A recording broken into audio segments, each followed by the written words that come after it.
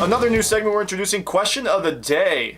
We're going to do this every week now. Make sure you comment below your answer to our question of the day. And Tim, what is it this week? Well, I thought of this one this week, so I'm going to take the cred for that one.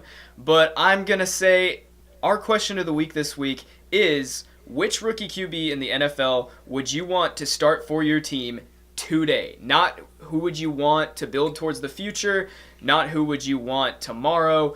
Today, if you were putting your team out there on the field, which rookie QB would you want behind center for your team? Leave your answer in the comments below and let us know what you think. We're looking forward to the answers that we get.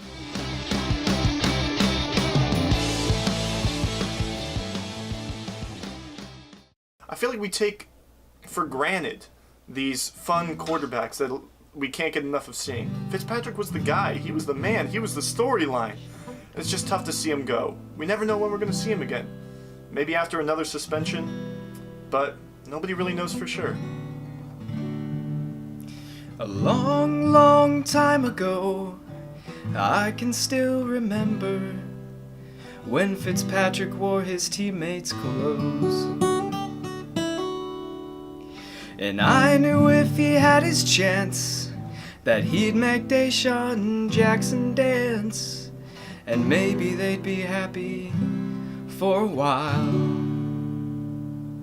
But 3 picks in primetime made me shiver with every pass that he delivered. Jameis on the doorstep, he couldn't take one more snap. And I can't remember if I cried while I watched his downward slide.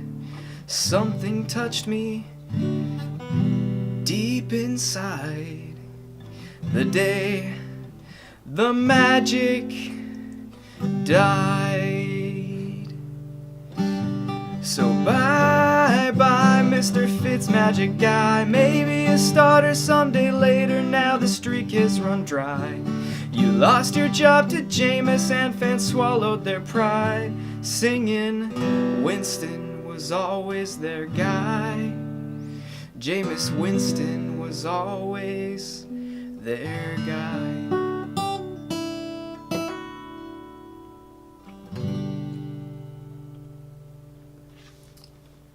Rest in peace, Fitzmagic. You will be missed. Also, that did definitely not take an hour for us to rewrite the first verse of American Pie. Tim, you want to talk about your champion in this bracket at all? I do. I have the Celtics upsetting the Golden State Warriors to win the NBA championship in 2019. I'll tell you why. I think coaching is severely underrated in every sport. People get really excited about highlights, and in the Instagram and Twitter era, they get shared around like crazy, right? Kyrie does something nuts. Oh, let's go with a Warriors player.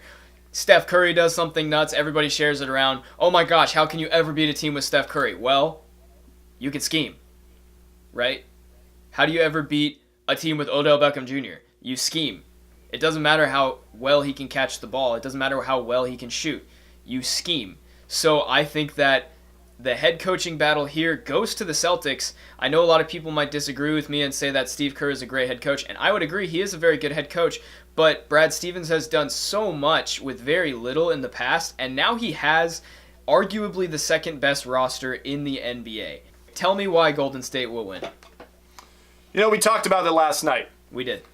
Yeah, we did. Who would you rather have? DeMarcus Cousins or whoever's playing center for the Celtics that day? Oh, you'd rather have Boogie? Okay. Let's move to power forward. Who would you rather have? Draymond Green or an aging Al Horford? Oh, you'd rather have the all-star Draymond Green, who's led the Warriors in assists over Steph Curry each of the past 2 seasons? Oh, that makes sense. And he's also one of the best defensive players? Okay. All right, let's move to small forward. Kevin Durant, don't even have to say who the person on the Celtics is. Shooting guard, Klay Thompson, the best spot-up shooter and best off-the-ball person according to NBA GMs in their latest survey. Yeah, I'll take him. And then Steph Curry over Kyrie Irving. That's the only really debatable one. But Steph is still the greatest shooter of all time. 5 for 5. They just don't match up. And even if Boston's bench is better than the Warriors, which I don't think, because Iguodala, David West, Boston's bench is better. Okay, yeah, even if they are. It's not going to be enough to overcome losing in every single position. A presidential alert came out last week. A lot of stuff going on. In fact, I'm still getting them right now. I just got one the other day. It said, Barry Bonds never tested positive for PEDs. Here, I'll show you a screenshot right now. The one I got said, LeBron is already a better Laker than Kobe. He's just throwing out all the crazy stuff, isn't he? He just likes to stoke the fire. His presidential alerts are no different than his Twitter, I guess. I got one the other day that said, Deflategate was a conspiracy funded by Jim Irsay. Sad. You know, Tim, I think you might just be trying to push your personal agenda a little too much now. Not at all. I think that was all the president. Uh-huh, okay. I can't control the automatic alerts that get pushed to my phone. That's true. Well, he really stoked the fire with the last one he sent when he just went cereal is cold soup. Several people took to Twitter to defend their stance on that topic.